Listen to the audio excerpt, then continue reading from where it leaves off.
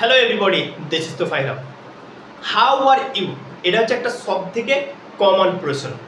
আমরা যাকেই দেখতে পাই, সে বন্ধু হোক কিংবা আর কেউ হোক, আমরা প্রথমে এটা জিজ্ঞাসা করে থাকি যে হাউ আর ইউ, যার অর্থ হচ্ছে তুমি কেমন আছো। আবার সামনের জন্য আমাদেরকে এরকম ধরনের প্রশ্ন করে থাকে বারবার করে যে হাউ আর ইউ, অর্থাৎ তুমি কেমন আছো। ওকে, সো হাউ আর ইউ এর বাংলা অর্থ হচ্ছে তুমি কেমন আছো, এবং এর উত্তরে আমরা কি দিয়ে থাকি? I am fine. বেশিরভাগই আমরা কী দিয়ে থাকি? আই এম ফাইন, অর্থাৎ আমি ভালো আছি। সো আজকের এই ভিডিওতে আমি তোমার সঙ্গে শেয়ার করবো এরকম মানে কি আলাদা আলাদা 10টি ইংরেজি এক্সপ্রেশন, যে এক্সপ্রেশনগুলি তোমরা ব্যবহার করতে পারবে যখন তোমাকে কেউ জিজ্ঞাসা করবে how are you, right? Okay, so I am gonna share 10 English different expression to answer how are you. Okay, so ভিডিওটি খুবই ইনফরমেটিভ হতে চলেছে। Stay connected with me till the and.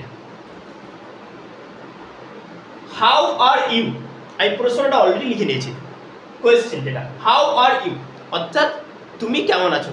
এবার এই উত্তরগুলো কিন্তু আমরা বলবো, তো আমরা একটু করে যাচাই করে নেব যে কখন কোনটা এক্সপ্রেশন বেশি সুইটেবল হবে, ঠিক আছে?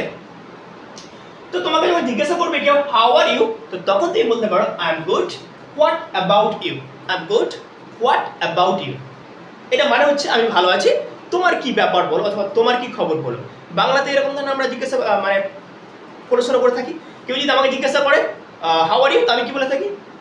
মানে বাংলাতে যদি বলে থাকে যে তুমি কেমন আছো, তো আমরা বলে থাকি আমি ভালো আছি, তোমার খবর বলো। তো এই এক্সপ্রেশনটা তখন আমরা লাগিয়ে দিই, আই এম গুড, আমি ভালো আছি, হোয়াট অ্যাবাউট ইউ, তোমার কি খবর বলো, অথবা তোমার কি ব্যাপার বলো। বুঝতে পারলে? তাহলে আমরা প্রথমে একটা এক্সপ্রেশন কিন্তু পেয়ে গেলাম, ঠিক আছে? এবার আই এম গুডটাকে এবার ধরে নাও তুমি একটু মানে বলছো যে আমি বেশ ভালো আছি, আমি বেশ ভালো আছি, তো তখন তুমি বলতে পারো এই গুডের আগে কি লাগিয়ে দিতে পারো? Pretty. I am pretty good, I am pretty good.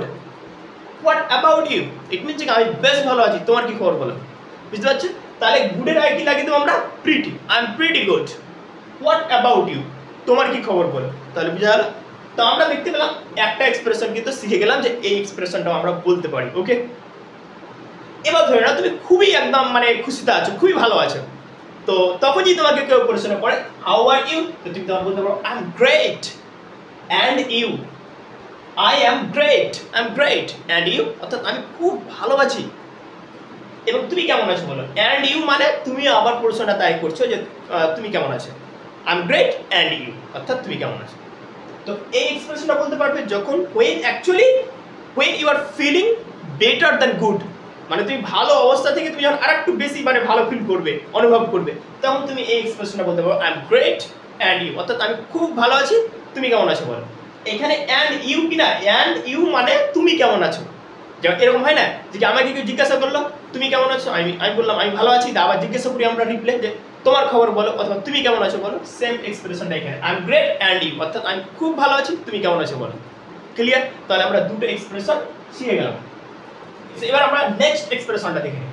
Gauge করো যে আবার তোমাকে কেউ জিজ্ঞাসা করলো হাউ আর ইউ, এবং তুমি ধরো নর্মাল সিচুয়েশনে রয়েছো, মানে খুবই খুশিও নয়, আবার খুবই স্যাডও নয়, একদম মিডল পয়েন্টে রয়েছো, ঠিক আছে, স্বাভাবিক অবস্থায় রয়েছো। তো তখন তুমি কি ধরনের উত্তর দিতে পারো? ওকে, সো দেখে নাও, তখন তুমি বলতে পারো I am alright, I am alright, মানে আমি ঠিক আছি। অথবা বলতে পারো আই অ্যাম ওকে, এটারও মানে এটা ঠিক, আমি ঠিক আছি। অথবা বলতে পারো আই অ্যাম ফাইন, আমি ঠিক আছি। তো বেসিক্যালি আমি বলতে চাইছি যখন when you are feeling normal, ঠিক আছে, যখন তুমি মানে নর্মাল অবস্থায় রয়েছো, ঠিক আছে, খুবই খুশিও নয় আবার খুবই দুঃখীও নয়, তখন তুমি এরকম ধরনের এক্সপ্রেশনগুলো বলতে পারো আই অ্যাম অলরাইট, অথবা আই অ্যাম ওকে, অথবা আই অ্যাম ফাইন, ঠিক আছে? ওকে, তারপর এক্সপ্রেশনটা দেখে না কি বলছে, আই অ্যাম ডুইং ওয়েল, অথবা আই অ্যাম ডুইং গ্রেট। কেউ জিজ্ঞাসা করলো হাউ আর ইউ, এবার আমি উত্তর দিলাম আই এম ডুইং ওয়েল, অথবা I am doing great. It means things are going well, it means কাজ কাম ভালো চলছে একদম। তো তুমি এই এক্সপ্রেশনটা বলতে পারো আই এম ডুইং ওয়েল, অথবা I am doing great. It means কি আমি খুব মানে সব কিছু ঠিকঠাক চলছে, সব কিছু ভালো চলছে, ঠিক আছে? তো এই এক্সপ্রেশনটাও তুমি বলতে পারো আই এম ডুইং ওয়েল, অথবা আই এম ডুইং গ্রেট, ঠিক আছে? তারপরে কি আছে? তাহলে 1 2 3 4 এই চারটা এক্সপ্রেশন, এই চারটার মধ্যে এটাকে তুমি আরো বেশি করতে পারো। যেমন এখানে আই এম ডুইং ওয়েল, অথবা আই এম ডুইং গ্রেট, মানে এখানে দুটো এক্সপ্রেশন লুকিয়ে আছে, এখানে তিনটে লুকিয়ে আছে, আই এম অলরাইট, অথবা আই এম ওকে, অথবা আই এম ফাইন। তো যাই হোক, তো এই ক্ষেত্রে আমরা এতটুকু পর্যন্ত জানলাম যে যখন তুমি ভালো অনুভব করবে, ঠিক আছে, তখন তুমি এরকম ধরনের এক্সপ্রেশনগুলি বলবে। এবার ধরে না তুমি মানে ভালো নও, তোমার সিচুয়েশন অথবা তোমার অবস্থা খুব খারাপ, মানে তুমি ভালো অনুভব করছো না, you are feeling bad actually, right? তখন তুমি কি উত্তর দিবে? মানে এই এক্সপ্রেশনগুলো তো আমরা শিখলাম যখন তুমি ভালো অনুভব করবে, when you are feeling good then you can use this expression, right? but when you are feeling bad, যখন তুমি খারাপ অনুভব করবে তখন তুমি কি উত্তর দিবে? ওকে, সো কি উত্তর দিবে দেখে নাও। গেস করো, তোমার কি জিজ্ঞাসা করলো হাউ আর ইউ, এবার তুমি ভালো অনুভব করছো না, তুমি তখন বলতে পারো নট সো গুড, খুব ভালো নেই। অ্যান্ড ইউ, আবার তুমি ওকে জিজ্ঞাসা করলে তুমি কেমন আছো, নট সো গুড মানে খুব ভালো নয়। এরকম ধরনের এক্সপ্রেশন কিন্তু আমরা বাংলাতে বলে থাকি। তো তাহলে ইংলিশে কি বলবে? যখন তুমি ভালো থাকবে না তুমি তখন বলতে পারো not so good and you, মানে তুমি কেমন আছো আবার তুমি জিজ্ঞাসা করবে। তাহলে একটা এক্সপ্রেশন হয়ে গেল যে আমরা কি বলতে পারি, when you are feeling bad তখন তুমি এই এক্সপ্রেশনটা বলতে পারো not so good, that's it। এছাড়া বলতে পারো I am not feeling great, I am not feeling great মানে আমি ভালো অনুভব করছি না, I am not feeling great, okay, I am not feeling great আমি ভালো অনুভব করতে পারছি না অথবা আমি ভালো অনুভব করছি না, ইট মিনস বুঝাও। তাছাড়াও তুমি বলতে পারো যে honestly not too well, honestly not too well।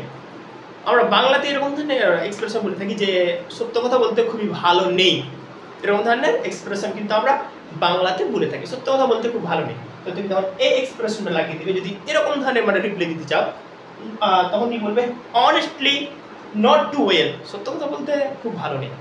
তাহলে বুঝা গেল? তো আমরা এই নিচের তিনটি এক্সপ্রেশন ব্যবহার করব যখন আমরা লো ফিল করব, ব্যাড ফিল করব, তখন বলতে পারি not so good and you, অথবা I am not feeling great, অথবা honestly not too well. Okay, so আশা করি বুঝতে পারলে যে কি যখন তোমাকে কেউ জিজ্ঞাসা করবে হাউ আর ইউ তখন তুমি তার উত্তর কি কি দিবে, সেই এক্সপ্রেশনগুলো আশা করি তোমরা শিখতে পারলে।